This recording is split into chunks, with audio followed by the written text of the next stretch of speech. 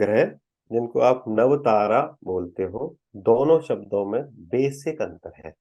जब आप प्लेनेट कह रहे हो, मैं खुद भी प्लेनेट बोलता हूँ, बट हमको वो पता होना चाहिए जब हम प्रेडिक्शन कर रहे हो तो क्या यूज करना। ज्योतिष में चाहे आप इंग्लिश में सीखो या हिंदी में सीखो, इट इज वेरी इंपॉर्टेंट कि आप जो टर्मिनोलॉजी है वो संस्कृत की ही यूज करो, क्योंकि उसका बहुत गहरा मतलब है। उसका गहरा मतलब ये है कि कलयुग में ये कहा गया है कि केवल अगर आप नाम जप ही ले लेते हो तो भी वो जप की तरह कंसिडर किया जाएगा। फॉर एग्जाम्पल, अगर आप एज ए ज्योतिषी दिन में 10 बार शनि शनि शनि शनि शनि बोल रहे हो, तो it will consider as a जपा towards Shani. Whereas if you are saying Saturn, Saturn, Saturn, Saturn, Saturn, Saturn is not listening because उनका नाम शनि है, क्योंकि देवताओं से बात करने का जो भाषा है वो संस्कृत है। तो first recommendation which I give you, क्योंकि अपने क्लास में हिंदी और इंग्लिश दोनों समझने वाले लोग होते हैं, इसलिए एज ए टीचर मैं ये बोलता हूँ, बट एज ए प्रैक्टिशनर मैं ये नहीं करता। मैं हमेशा सूर्य, चंद्र, मंगल, बुध, गुरु, शुक्र, शनि, राहु और केतु ही बोलता हूँ। चाहे यहाँ पढ़ाऊं, रशियन को पढ़ाऊं, अमेरिकन को पढ़ाऊं, क्योंकि उसका अंतर है। जब मैं प्लेनेट बोल रहा हूं, I am talking about a body, one astral body which has no feeling, it's like a stone in the sky, no feeling. But जो हमारे संस्कृत में और जो ऋषि मुनियों ने इसको नाम दिया, वो नाम है ग्रह।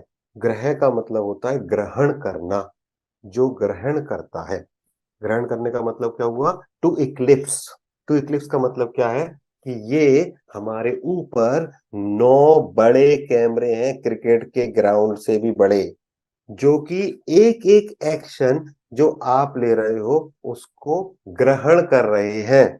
दे are eclipsing whatever you are doing on this planet. That's why the name is ग्रह, not the planet for a ज्योतिषी।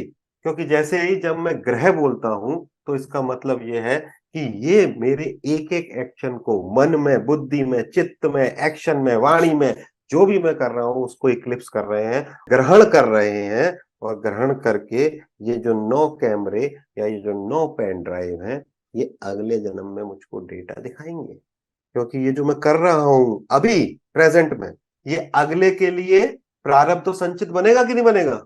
So it's like it's a cloud storage and every soul has a storage there and every data is captured। वो Google cloud से भी बड़ा cloud है, Amazon से भी बड़ा।